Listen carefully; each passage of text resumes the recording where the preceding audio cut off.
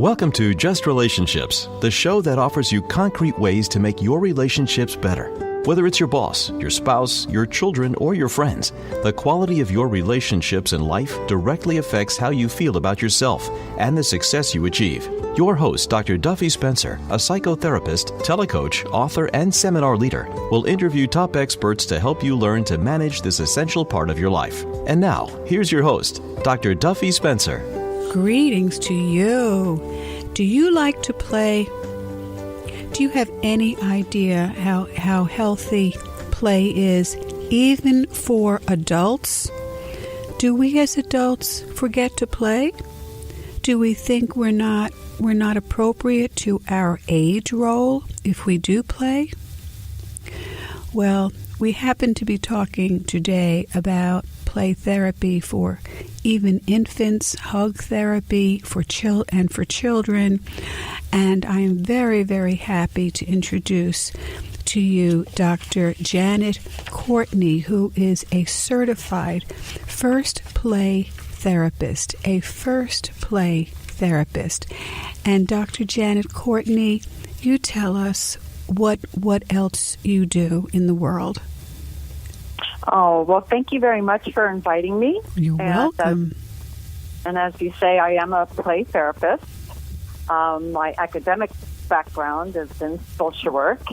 I have a BSW, a Bachelor in Social Work, and a Master's in Social Work. And then when I went back to school for my doctorate, my doctorate is in social work as well. Beautiful. So tell us the nature of your professional work and how you help infants, children, adults, and other professionals. Mm-hmm. Okay. Well, what I have developed and founded is a unique therapeutic storytelling approach that I call first play kinesthetic storytelling. And what it is it's all about attachment. So it's attachment-based storytelling. So we help parents attach to their children through storytelling. But it also has a kinesthetic piece. And that kinesthetic piece is like a combination of a story and a massage. So we call it storytelling massage. So there is a therapeutic metaphoric story that we have. And then we also have a piece where the parent can tell that story on a child's back. So children, they know it as backstory. Like a backpack, only it's a backstory. Yeah. Wow, I love it. Very kinesthetic. Right, and I've developed that for two different developmental stages. So I have an infant program, and that's First Play Infant Massage Storytelling, where we teach parents. I actually have a training program where I train practitioners to then be educators, parent educators, that teach parents how to massage their baby through a story, and the story is called the baby tree hug. So the baby tree, so it's the metaphor of the tree. The baby tree, Tree hug. Yes, the baby tree hug, and that's for the infant program, and that's 0 to 2. And then for the older children, I've worked with practitioners to create therapeutic stories, kinesthetic stories, and the one that I have on that's out now that people can purchase if they want is called the Magic Rainbow Hug. Right. And that's for older children, and that's where we get into the backstory. So for infants, it's like the whole body story. Okay, I see. Beautiful. And of course, this is pre-language, but this is how children learn language, through being delighted in and talked to directly, face to face, while they're being held and touched. Well, that's what it's all about, is what we've learned now through neuroscience and the brain research is that we have to have those experiences. It's not optional that parents have to give those, what I call first play, and I call it the first play because that's the first type of play that we have in life. is where a parent is kind of singing to a child, talking to their child, playing with them with the eye contact. We have kinesthetic, all the multi-sensory experiences. We have to have those experiences to develop and grow cognitively. And so and then the second type of play is more like what we call symbolic play. So we have the pre-symbolic play, which I call first play, and then we have the symbolic play, where a child can actually, sit and play with their toys and Legos, and, they can actually play independently. They don't need another person to have that play. But for the first play, the only way they can experience it is with another person, in relationship with another. So can you tell us a story? I know it's kinesthetic, and give us some idea. Paint pictures with your words for us. Okay, so about, say, the baby tree hug. Basically we pretend that the baby's a tree. And what I love about this story is that it's culturally universal. No matter what culture you're in, you can understand a tree.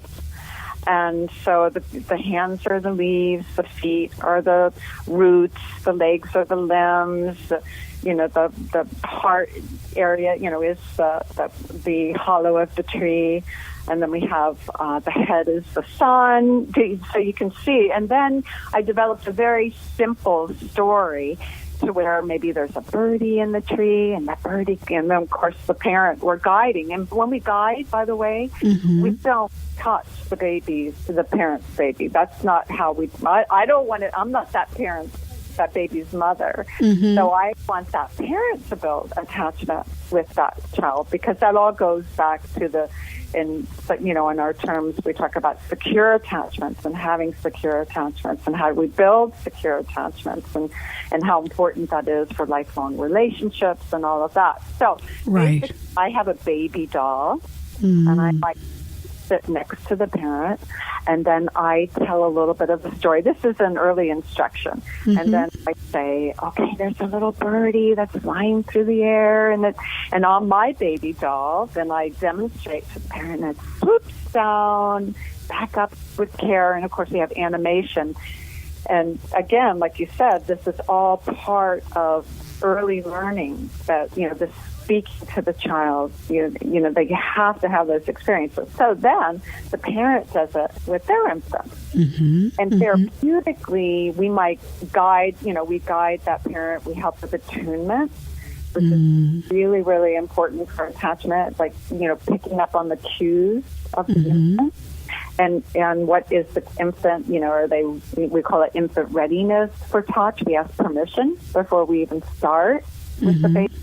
And therapeutically, where this kind of goes is, maybe there's been some children that were not touched in good ways. Yeah. So I'm thinking of a case example where a mother had abused her baby at 1 month old, and they took the baby out of the home and put it in foster care.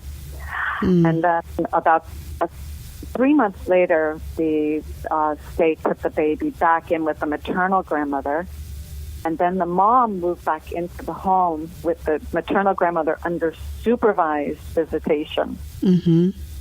So one of my practitioners went in and taught this mother a corrective experience of touch with her baby through the baby tree hug, through the kinesthetic, first play infant massage story.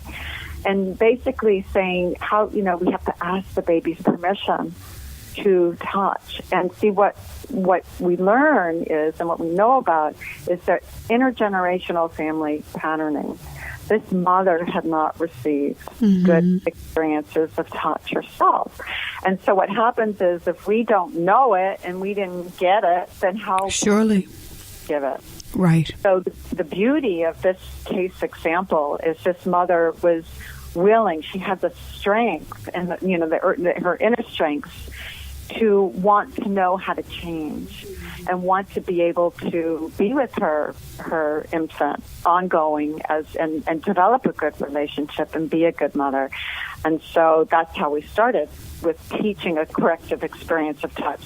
And this is where I think our system gets a little kind of backwards a little bit, because we say to the parent, now don't hit your baby, don't cut, hurt them, but we don't teach them really then say, okay, so don't hit them, then what do I do? Do you know what I mean? So I love this program as we're building upon the resilience of the parents, because she's going to have contact with that baby. So we might as well say, all right, she's going to have contact. How can we then teach her a corrective way, a new way of being with her baby that she had never experienced before? So it's really had a really, really good outcome, and I love that about that, the story. So it's really guided touch, and you have a story to help you remember the images of the story, and then the kinesthetic combination makes it very memorable to both the parent or the adult caretaker and the child and the infant. Right. Yeah. And the beauty of that story is that then became intergenerational, because as the practitioner was teaching the mom, the grandmother was also there too. So as the grandmother, as the mother then was able to practice the story massage with her baby, then the grandmother also practiced too. And then, of course, the homework is that they can do that during the week. And then when the practitioner comes back, they follow up and say, well, how did things go? And then again, it's the supervising and monitoring and helping to direct the attunement. And see, it's all about the attunement, being attuned to your child and reading and picking up on the cues. And that's for not just for infants, that's for all relationships, that subliminal type of messaging that we pick up and in just that we understand through body language. Even. Right. The body language, yes. So when you have the birdie coming toward the tree, do you have like a birdie puppet? How does that work? Oh, we use our hand. Oh, you just use your hand, yeah. Yeah, we would use hand as thanks. To give you a good visual, thank you with that. Yeah, so the hand is flying through the air and pretending it's a birdie, and it's coming down and it swoops back up in the air. And what we're looking at is we're getting the eye contact. We're talking about animation to teach parents how to be that storyteller as well. Because there's certain, voice variations that helps with the attunement, right? The resonance in the relationship. It's just to me, when I do I have a 5-day intensive training for the infant program. It's manualized, and then we have parents that actually come with their infants on day 4, and the practitioners learn through the first part of the training how to implement the manual. And then when we have the real babies come and the real moms come, to me it's like a party. I'm just so excited about that. The parent day when they get to come and watch the practitioners actually in real time implement what they've learned over the few days. So to me, it's just a joy. I love this work. And yes, and then to see the look, right? The look on the baby's face. You probably have seen that film, The Experiment on Attachment, where the mother was instructed after she was delighted in the baby to turn her face, or actually have her face totally inanimate. And they call it still face. That's face. Difficult for me to even watch. I know, and I don't even think they're doing it anymore. That baby who suddenly had the mother who went from an animated face to a still face, and the panic and the terror and the fear and the anxiety. Baby started drooling. Yes, the baby started drooling. Right. Yeah, and they've actually did an experiment with still face with the father, too. There's a video of that. And even for the father, it just pains me to watch. It's painful. I can't, right. Yeah. So I think the researchers get it now. We don't have to repeat that right. we understand. Right. When we remove ourselves from the infant who is looking for the cues from the